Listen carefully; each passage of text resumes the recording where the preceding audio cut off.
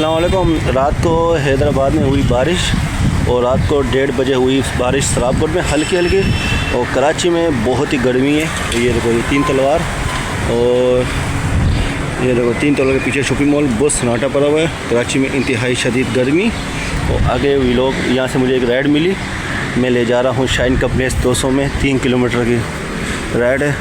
सही है, अल्लाह पाक गवर्नमेंट को अच्छा करेंगे, गर्मी में ख्याल कर रहे।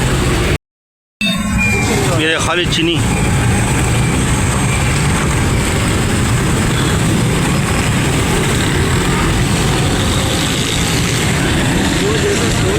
ये शाइन का प्लेस।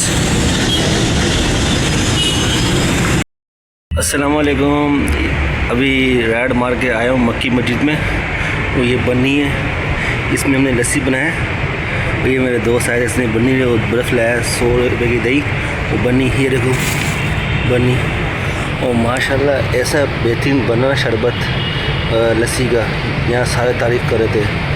अभी टाइम हो रहा है 2 बजे, अभी 10 मिनट आराम करके है ना फिर निकलेंगे काम पे।